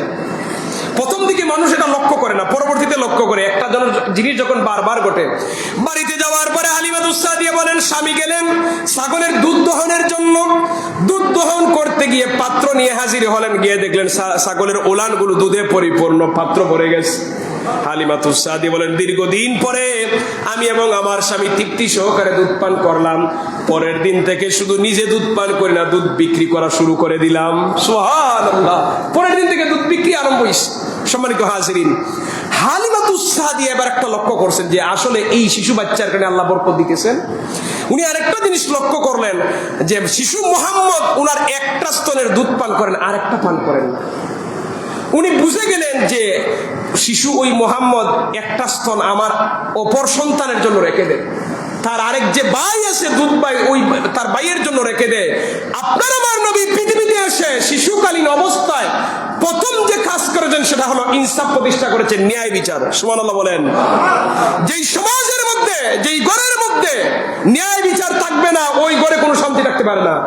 যেই সমাজে কোনো ন্যায় বিচার নাই, ওই সমাজে শান্তি নাই। বর্তমানে ন্যায় বিচার আছে? কথা বলেন না কেন? আপনার আছে? সমস্ত ন্যায় বিচারগুলো ঘুষের কাছে বিক্রি, ঠিক না? ঘুষখোরের যন্ত্রণা সমাজ, এখন ন্যায় বিচার নাই। নামাজি মানুষের দাম নাই, ঘুষখোরের দাম যতটুকু আছে, ঠিক কিনা বলেন? সমাজের বিচার এখন ঘুষখোরদের পকেটে। ঘুষখোর ঐক্যজোট, এরা শক্ত ঐক্যজোট। এরা দেখবেন সমাজে যদি একজন ভালো মানুষ থাকে তার কোনো দাম হই দেয় না, বৈঠকে তার কথার দাম নেই, কারণ একজন ভালো মানুষ 9 জনই ঘুষখোর, 9 ঘুষ করে তারা ঐক্যজোট করছে। এখন আপনি কিভাবে পারবেন? কিয়ামতের আগে ভালো মানুষের দাম কমে যাবে, সুদখোর ঘুষখোররা নেতৃত্ব দিবে। আজকে মসজিদ বলেন, মাদ্রাসা বলেন, প্রতিটা জায়গায় সুদখোর আর ঘুষখোর। আপনার মনে রাগ করতেছেন, বাস্তবতা না? কথা বলেন, বাস্তবতা কিনা? সুদখোর ঘুষখোররা সমাজের নেতৃত্ব দেয়, অথচ এরা হলো সমাজের নিকৃষ্ট প্রাণী। আমার রাসূলের ভাষায়, আল্লাহর ভাষায় এরা হলো দুনিয়ার সবচেয়ে নিকৃষ্ট প্রাণী। কারণ সুদখোরকে বলা হয়েছে যে ব্যক্তি সুদ খাবে সে যেন মায়ের সাথে জিনা করলো। নাউযুবিল্লাহ। সুদখোর মায়ের সাথে জিনাকারী, হাসরের মাঠে মায়ের সাথে জিনাকারী হিসেবে উঠবে। সম্মানিত হাজিরিন, তো আমার রাসূল পৃথিবীতে এসে ইনসাফ প্রতিষ্ঠা করেছেন। এবার আসেন, রাসূলুল্লাহর আগমনে খুশি হয়ে আবু লাহাব তার দাসীরে আজাদ করে দিয়েছিল। আবু লাহাব যখন মারা গেল, রাসূলুল্লাহর আরেক চাচা আব্বাস রাদিয়াল্লাহু তাআলা স্বপ্নে দেখছেন বাইরে, ও আবু লাহাব তোমার কেমন অবস্থা? স্বপ্নে। ভাই ভালো না, যদি নবীরে মানতাম তাহলে এই জাহান্নামের আগুনে জ্বলতাম না। তবে আমার বাতিজা যে সোমবারে জন্ম নিয়েছিল, আমার বাতিজার যে মিলাদ হয়েছিল, আগমন করেছিল পৃথিবীতে, আমি খুশি হয়ে আমার দাসীরে আজাদ করে দেওয়ার কারণে প্রতি সোমবারে আমার আযাবটা বন্ধ করে দেওয়া হয়। কেন? সুবহানাল্লাহ বলে অসুবিধা নাই, বলেন সুবহানাল্লাহ। এরপরে শুধু তাই না, আমি শাহাদাত আঙ্গুলি ইশারা করে আজাদ করছিলাম, এই জন্য আঙ্গুল আমার মুখে নিলে পরে আমি এক ধরনের ঠান্ডা পানি পান করতে পারি। আবু লাহাব নবীর বন্ধু ছিল না দুশমন ছিল? জুড়ে বলেন, দুশমন ছিল। রাসূলুল্লাহর চাচা আবু লাহাব আপন চাচা দুশমন ছিল। দুশমন হওয়ার পরও দেখা যায় সপ্তাহে একদিন আজাদ পায়। রাসূলুল্লাহ পৃথিবীতে আগমন করেছিলেন, ওই আগমনে খুশি হয়ে গোলাম আজাদ করছিল। কোন আবু লাহাব কাফের, সে যদি রাসূলুল্লাহর আগমনে খুশি হওয়ার কারণে, খুশি হয়ে গোলামরে আজাদ করার কারণে কবরে ওই একদিন শাস্তি তার কমে যায়, মুক্তি পায়। আমরা উম্মতে মুহাম্মদী, নবীর আখিরি নবীর উম্মত, আমরা রাসূলুল্লাহরে মানি মনে প্রাণে, মানি কিনা? রাসূলুল্লাহর উপর আমরা ঈমান আছে না নাই? তাহলে আমরা যদি রাসূলুল্লাহর এই মিলাদুন নবীর মাসে খুশি হই, আমরার জন্য নিশ্চয়ই বড় পুরস্কার আছে না নাই? এখন মিলাদুন নবীর আলোচনা নিয়ে কত পক্ষে বিপক্ষে ইখতিলাফ আছে। ভাই আমি দ্বন্দ্বের ওয়াজ যাই না, আমি সহজে যেটা বলি, মানে কত ইখতিলাফ। আপনারা শুধু 12 তারিখ করেন কেন, আর কোনো তারিখ নাই? কে বলছে আমরা? আপনারা কি আজকে 12 তারিখ করছেন? আজকে রবিউল আউয়ালের কয় তারিখ? 16-17 তারিখ হইব। তাহলে শুধু 12 তারিখে আমরা করি না। দেখেন, মিলাদুন নবীর সবচেয়ে সুন্দর আয়োজন বাংলাদেশে যদি কেউ করে, তাহলে শামসুল উলামা আল্লামা সাহেব কুলাফুল তুলি রহমাতুল্লাহি আলাইহি সাহেব বাড়ি থেকে করা হয়। কিভাবে আমি বলি, যখন রবিউল আউয়ালের চাঁদ উঠে প্রথম এক সপ্তাহ মিলাদুন নবীর মাহফিল, কই আমরা 12 তারিখ তো নির্ধারিত করি না? প্রত্যেক বছর সিলেট সুবানীঘাট র্যালি হয়, তারা করেন 11 তারিখ, এই বছর করছেন 12 তারিখ। এরপরে দেখেন এই বছর 12 দিন ব্যাপী মাহফিল চলে, এখনো চলতেছে, আরো কয়েকদিন চলবে। সম্মানিত হাজিরিন, আপনার আমার নবী আগমন করেছেন, আমরা সারা বছর রাসূলুল্লাহর যদি মিলাদের আলোচনা করি কোনো অসুবিধা আছে? কথা বলেন না কেন? কিন্তু এই মাসে বেশি কেন করি? যে এই মাসে রাসূলুল্লাহ আগমন করেছেন। আপনি মিলাদুন নবীর আলোচনা যদি না করেন, আপনার ঘরে বাইরে সমাজে আপনার ছেলে মেয়ে রাসূলুল্লাহর কি চিনবে? আজকে আপনারা আয়োজন করেছেন মিলা, রাসূলুল্লাহর এই জন্মকালীন কিছু কথা বলছি, রাসূলুল্লাহর দাদার নাম বলছি, বড় বাপের নাম বলছি, রাসূলুল্লাহর মায়ের নাম বলছি, রাসূলুল্লাহর জন্মকালীন ঘটনা বলছি। এই কথাগুলি যদি আপনার ঘরে আপনি না করেন, তা আপনার ছেলে মেয়ে কি জানবে? আজকে আমাদের প্রতিটা ঘরে ঘরে মোবাইল ফোন আছে, টেলিভিশন আছে, কিন্তু রাসূলুল্লাহর জীবনের পর কোনো বই নাই। আছে? কয়জনের ঘরে পাবেন? দেখবেন কোনো বই নাই, কিতাব নাই, রাসূলুল্লাহর জীবন নিয়ে চিন্তা নাই। আমরা চিন্তা খালি স্মার্টফোন আর টেলিভিশন নিয়ে। প্রত্যেকটা ঘরে মোবাইল ফোন 4টা-5টা করে আছে, আছে না? কমপক্ষে একটা হইলো আছে, কিন্তু রাসূলুল্লাহর জীবনের উপর কোনো বইও নাই, কোনো আলোচনার অনুষ্ঠানও নাই। সম্মানিত হাজিরিন, এই জন্য আমি বলি কি, এই রবিউল আউয়াল মাসে প্রতিটা মানুষের ঘরে ঘরে মিলাদুন নবীর আলোচনা প্রয়োজন। সম্মানিত হাজির, এই সিলেটের মানুষেরা এক সময় এই মিলাদুন নবীর মাহফিল কি জিনিস বুঝতো না, জানতো না। শামসুল উলামা আল্লামা সাহেবুল্লাহ ফুলতুলি রহমাতুল্লাহি আলাইহি একটা সুন্দর পরিবেশে, সুন্দর সিস্টেমে এটা শুরু করেছিলেন। আজ সিলেটের অধিকাংশ জায়গায় রাসূলুল্লাহর মিলাদুন নবীর আলোচনা অনুষ্ঠান করা হয়। দেখেন বর্তমানে সবচেয়ে বড় বিষয়টা র্যালি নিয়ে ইখতিলাফ। র্যালি এইভাবে আগে ছিল না, তো এখন কেন?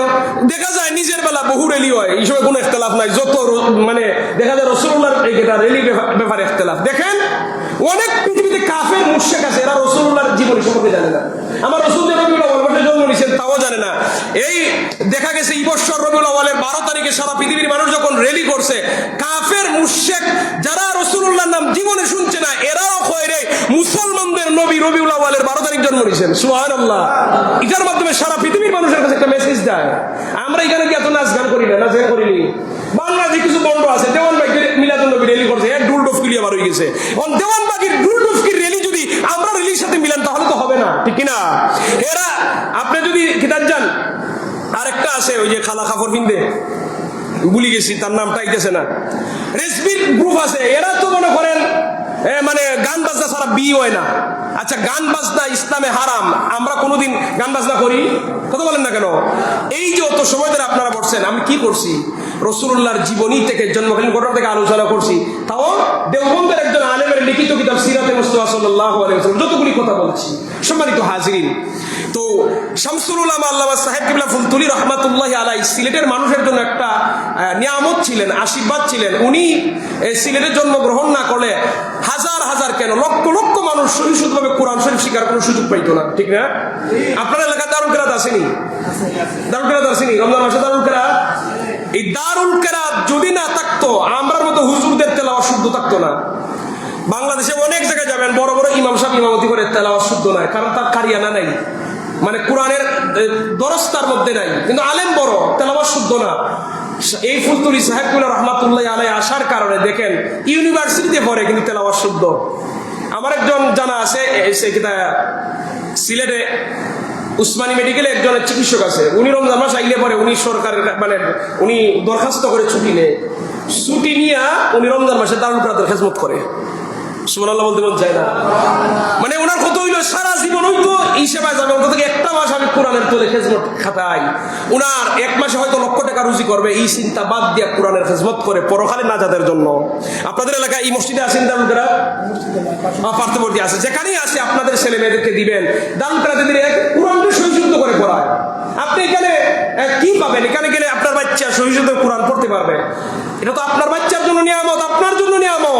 সম্মানিত হাজিরিন, এরপরে দেখেন শামসুল উলামা আল্লামা সাহেবুল্লাহ ফুলতুলি রহমাতুল্লাহর ধনী মানুষ ছিলেন, সবাই আপনারা জানেন, বিশাল ধনী। তো সম্পদ সবার কাজে লাগে না, ওনার সম্পদ কাজে লাগছে। দারুল কেরাতের নামে 100 একর জায়গা আছে, এতিমখানা আছে। ওনার যে বড় ছেলে ইমাদউদ্দিন, বর্তমান যিনি পীর সাহেব ছিলেন, নি বড় সাহেব ছিলেন, আপনারা গেছেন ইসলাম বাড়িতে, উনি প্রায় হাজার হাজার এতিমের অভিভাবক। যত এতিম বাচ্চা আছে এরার অভিভাবক উনি। উনি মাঝে মধ্যে নিজে এদের বাচ্চাদেরকে গোসল করান, যদি সাহেব বাড়িতে যান দেখবেন বাচ্চাদেরকে নিজে গোসল করান, নিজে খাবার খাওয়ান, মাঝে মাঝে এদের শরীরে তেল দিয়ে দেন। মাঝে মধ্যে দেখা যায় কি জানেন, এতিম বাচ্চারা কাপড় ধোয়ার যখন যায় বড় সালকে এরা কাপড় পর্যন্ত ধুয়ে দেন। উনি একজন বয়স্ক মানুষ, বৃদ্ধ মানুষ, যেখানে নিজের খেয়াল করার জন্য খাদেম লাগে, ওই জায়গায় উনি এতিম বাচ্চাদের লালন পালন নিয়ে আসেন, এতিম বাচ্চাদের অভিভাবকত্ব করতেছেন। সম্মানিত হাজিরিন, এই জন্য সিলেটবাসীর জন্য সাহেব বাড়ি ফুলতুলি এটা একটা আদর্শ দরবার, আদর্শ বাড়ি। এটা দরবার না, একটা আদর্শ বাড়ি। এখানে গেলে কি পাওয়া যায়? শান্তশিষ্ট জিকির পাওয়া যায়। প্রত্যেক মাসে খানকা হয়, এখানে জিকির হয় অতি শান্তশিষ্ট ভাবে, লাফালাফির জিকির। বাংলাদেশে বহু জিকির আছে লাফালাফি, এইসব আমরা সমর্থন করি না। এইসব জিকিরের সাথে ফুলতুলি সাহেব বাড়ি কোনো সম্পর্ক নাই, ঠিক কোনো সম্পর্ক নাই। আপনি সাহেব বাড়ি গিয়ে দেখেন, বড় সাহেব জিকির করেন শান্তশিষ্ট ভাবে, প্রতিটা জিকিরে যেন কলিজায় গিয়ে লাগে, কলবের মধ্যে গিয়ে লাগে। আপনি মাঝে মধ্যে যাবেন, গিয়ে নিজের চোখে দেখে আসবেন। এরপরে দলে দলে মানুষ জিয়ারত করে, এখানে কোনো বন্ডামি নাই। মূল কবরটা এখনো মাটি, চতুর্দিকে ফাঁকা করে দিয়েছেন জিয়ারত করতে যাতে সুবিধা হয়, মূল কবরটা এখনো মাটি। সম্মানিত হাজিরিন, এই যে এতিমের খেদমত দেখেন, যে সময় সিজন আসে, এই যে অনেক মানুষ আছে গরিব, রিক্সা চালাইতে পারে না, এরা রিক্সা কিনে দেন। দান কাটতে যাবে খাসি নাই, তারে খাসি দেন। কাজ করতে যাবে কুড়াল নাই, তারে কুড়াল দেন। তারপরে জমিনে কাজের জন্য কুদাল দেন। বিধবা মহিলারে সেলাই মেশিন দেন। একজন মানুষ আতুর, চলতে পারে না, তারে হুইল চেয়ার দেন। এখন খাইবে কিভাবে, তারে বাতা দেন। আরো সুবিধা হয়ে যদি ব্যবসা করতে পারে, একটা ছোট দোকান দিয়ে দেন। আচ্ছা, এই কাজগুলি ভালো না খারাপ? কথা বলেন না কেন আপনারা? এই কাজগুলি পারলে আপনি করেন না, আপনি আপনার সমাজে করেন না। একজন বিধবা মহিলার সাহায্য করেন, একজন গরিব মানুষকে রিক্সা দিয়ে দেন। কই বেলা এই বিষয়টি পাওয়া যায় না। এখন যারা দিতেছেন, এখানে যাবেন, মাঝে মধ্যে দেখলে পরে ওদেরকে নিজের মধ্যে আসবে, আমি যদি করতে পারতাম, আফসোস আসবে, শিখতে পারবেন। সম্মানিত হাজিরিন, আমরা প্রতিটা মানুষ, আমরা যখন অসুস্থ হই, অসুস্থ হলে পেটে একটু ব্যথা, মাথায় ব্যথা, দৌড় দিয়ে কার কাছে যাই? ডাক্তারের কাছে। এখন দেখা যায় ফার্মেসির ডাক্তার পারে না, ওষুধ বেশি, আমরা ভিজিট নিয়ে এমবিবিএস ডাক্তারের কাছে যাই। এবার যারা পারে না, আরো বড় এফসিবিএস এর কাছে যাই না? শারীরিক চিকিৎসার জন্য মানুষের যেমন অসুস্থ হলে ডাক্তার প্রয়োজন, ঠিক তেমনি ভাবে আত্মার চিকিৎসার জন্য, কলবের চিকিৎসার জন্য, প্রতিটা মানুষের জন্য আত্মার ডাক্তার, আল্লাহর ওলিদের প্রয়োজন। আপনি যদি না যান, আপনি মরে যাবে। কলব তিন প্রকার, মানে নফস তিন প্রকার, নফসে আম্মারা, নফসে লাওয়ামা, নফসে মুতমাইন্না। এখানে আমরা যারা আছি, ওই তিন প্রকারের মধ্যে যে কোনো এক প্রকারের নফস আমাদের। নফসে আম্মারা হলো এমন নফস, এটা শুধু খারাপ জিনিস করতে চায়, ভালো শুনতে পারে না। মানে ভালো দিক সহ্য করতে পারে না। যত খারাপ কাজ করে তার খালি মজা লাগে, গান গায় মজা লাগে, সুদ খায় মজা লাগে, ঘুষ খায় মজা লাগে, মানে খারাপ কাজও খালি মজা, ভালো কাজ শুনতেই পারে না। এটাকে আমরা নফসে আম্মারা, এর শয়তানে ভয় পায়। চিন্তা করে পারছেন, এই ব্যক্তির শয়তান ভয় পায় এই জন্য, এর উপর কোন সময় কোন গজব এবার আমি শয়তান মারা যাবো, মানে শয়তানের চেয়েও খারাপ, এর শয়তানের চেয়েও খারাপ, শয়তান তারে ভয় পায়, এর কাছে যায় না। দুই নম্বর নফসে লাওয়ামা, এটা নফসে এমন, এটা ভালো কাজে গেলে ভালো কাজ করতে চায়, খারাপ কাজ গেলে খারাপ কাজ করতে চায়, মানে যেদিকে চাই এদিকেই মন চায়। নফসে লাওয়ামা, এই মানুষের কাছে, এই নফসের মানুষের কাছে শয়তান বেশি আয়। আর এই নফসের মানুষের সংখ্যা আমরা সমাজে বেশি। ভালো কাজ হইলে ভালো কাজে, খারাপ কাজ হইলে খারাপ কাজ, দুইটাতেই আছে, মাইল লাগানিতে আছে, ভাঙানিতে আছে। সম্মানিত হাজিরিন, এর কাছে বেশি আয়, এর টেনে নি শয়তান নফসে আম্মারাত নিতে পারে। সম্মানিত হাজির, আর নফসে মুতমাইন্না এমন একটা নফস, শয়তান এদের কাছে বয়ে যায় না। কেন?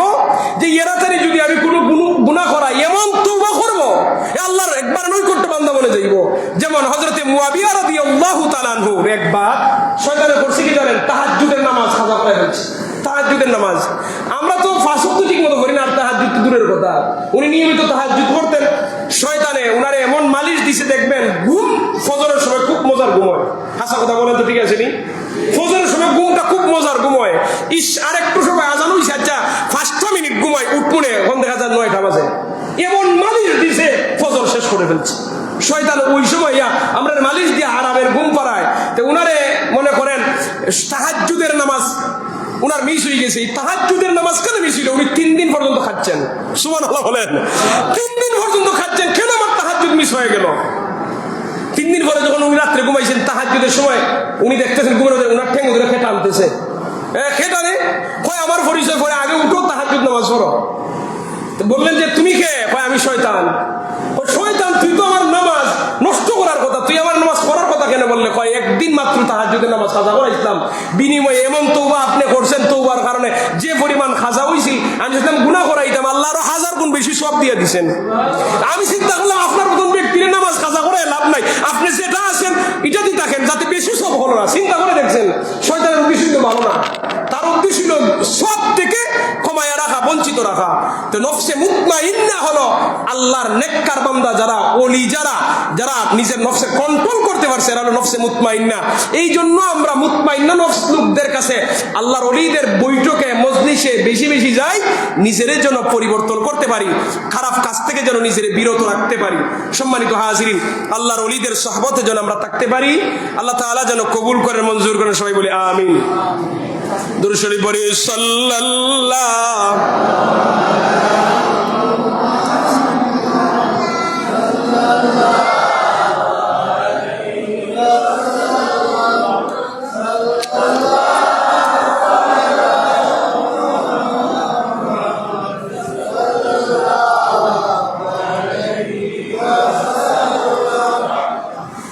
وجب الشكر علينا ما دعا لله هداي صلى الله صلى الله عليه صلى الله صلى الله عليه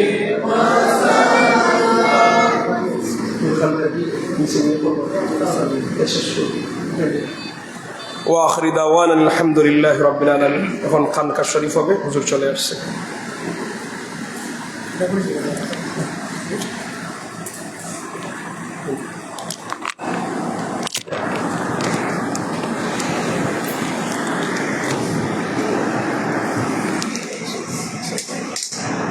Right, man.